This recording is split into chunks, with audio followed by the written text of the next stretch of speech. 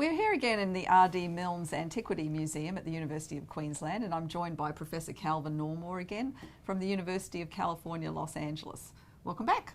Thank you. Now it's great because we've got these wonderful pot shards around us, and that's why we've got our white gloves on, even though I feel a bit like Minnie Mouse. Hello, Mickey. Hello, Minnie. And these pot shards, these ones here come from 600 BC, and yours come from 450 BC.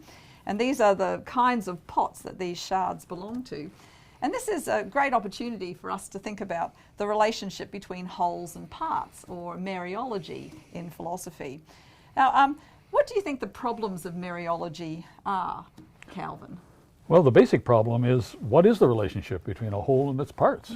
I mean, you look at these pots and look at the shards, and one way of thinking of them is that the pots are made up out of shards, and another way of thinking of them is that the shards are broken bits of pots.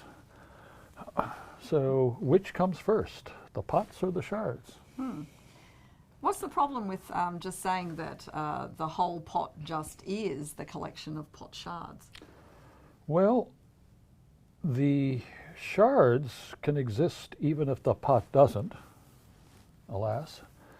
And the pot could slowly over time change its little bits so that probably nothing that was in one particular shard would be there at the end. And it would seem that if the pot can exist without all the bits of the shards, and the shards can exist without the pot, they can't be the same thing. Right. And I suppose if we had a pile of all the shards here, but we had every single part of the pot, there would be a difference between having a pile of shards and having a whole pot. It would seem so. You couldn't drink out of the pile. That's very true. Is there another problem here as well, namely that these pot shards have all been divided from the pot at some point, and then each of them is, of course, it's a material object that occupies a certain region of space, and it too can undergo division. And for any little bit that you get, you might think it can just undergo further division, and so on and so forth. Is there a problem with this potentially infinite divisibility of matter with respect to understanding the relationship between the parts or the shards and the whole pot? Well, so one advantage of atomism, for example, the view that there are ultimate particles, even if they don't have to be atoms. Nowadays, of course, we're inclined to think they're subatomic particles. But if you thought that there was some level below which there just were no further particles, then you might be able to think of all objects as literally made up out of those, composed out of those. And then you might think, well, that you could describe the world completely by just looking at that most ultimate level of little bits, whatever they might turn out to be, and the relations among them. Now, of course, contemporary physics isn't quite like that, but that's one way you might think about it. A quite different way you might think about it is if you thought that the world didn't have atoms in it, that as you were suggesting, it was just bits all the way down, right? Every bit could be divided into further bits.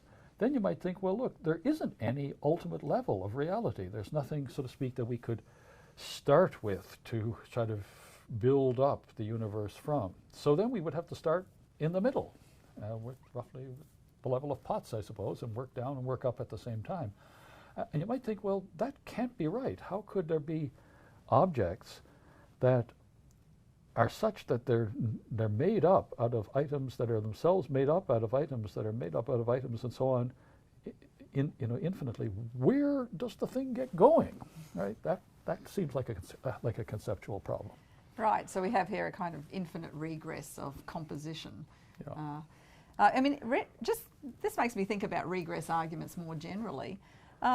What are the other sort of famous regress arguments in philosophy, and why are they problematic? I mean, we keep coming back to these regress arguments all the time in philosophy. Well, one of the problems, I think, just has to do with the conception of infinity. Infinity is just a concept that we seem to still have trouble with, even as late as 1924. Hilbert proposed in a famous lecture this example of the infinite grand hotel, right, which is a hotel that's completely full. Every room has an occupant, and yet every night more people arrive and they can be accommodated. Why? Because people who are in rooms move up, and there's always room to move to, because no matter what room you're in, you could move to, say, the room that's numbered 2 up, right? And everybody could do that, and there'd be 2 empty rooms. Or you could do it, and there'd be infinitely many empty rooms. That kind of case just shows the kind of puzzle that the very notion of the infinite raises.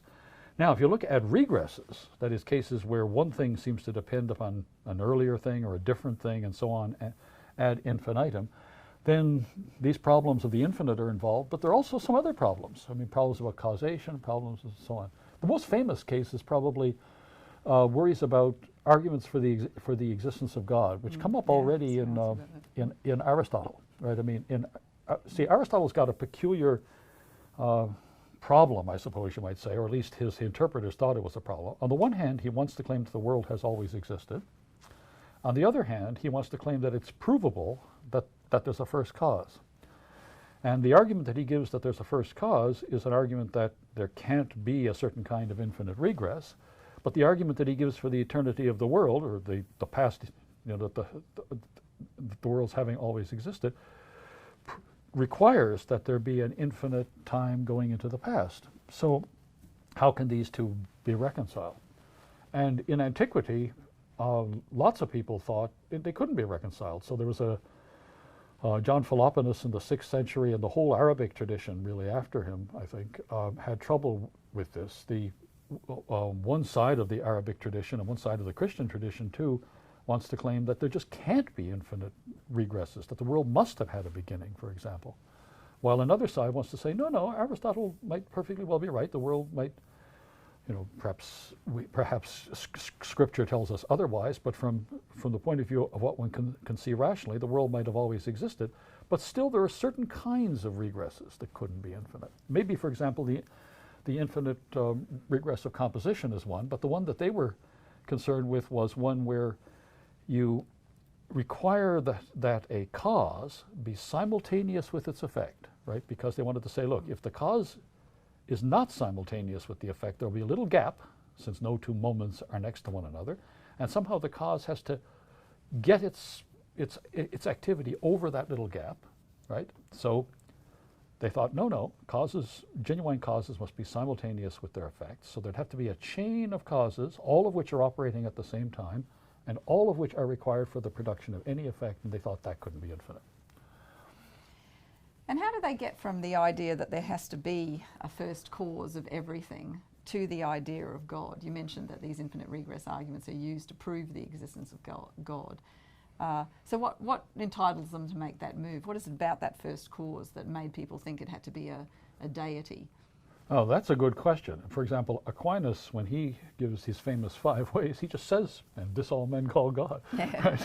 Right? Not so, right? I mean, it's an interesting question why they thought that the cause of something had to be more perfect than anything else. So I think part of what's going on is you get a causal hierarchy designed to show that there has to be something more in the cause than there is in the effect, or at least there can't be more in the effect than there is in the cause.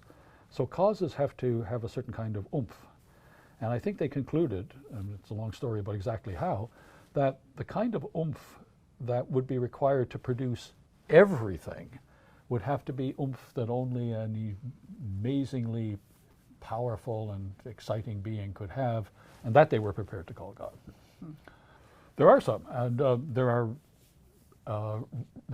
regress arguments in mathematics, and there are regress arguments in logic. For example, in mathematics, there's an axiom that's pretty central to set theory called the foundations axiom, which has it that you have to start your collections of sets from items that themselves are not sets, I guess, or at least are primitive in some way.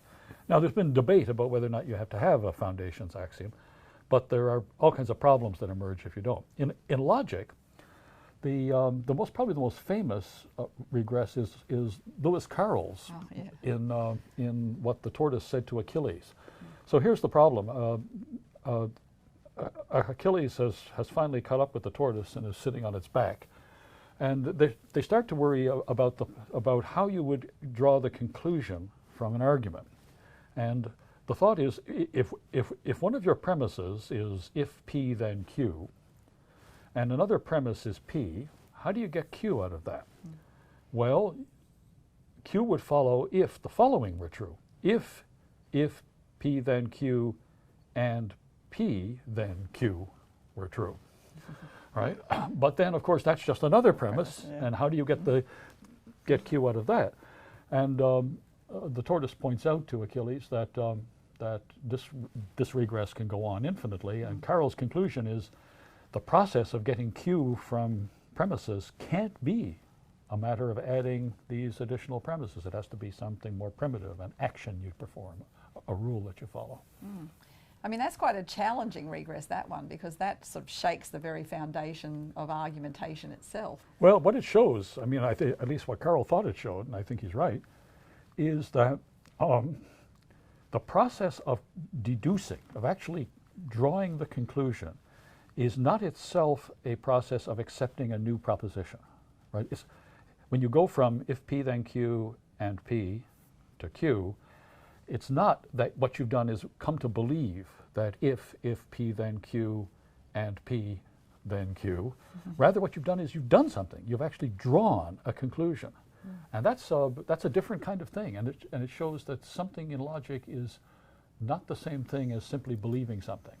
Thank you so much. This has been a fascinating discussion, and here's a drachma for all your thoughts today.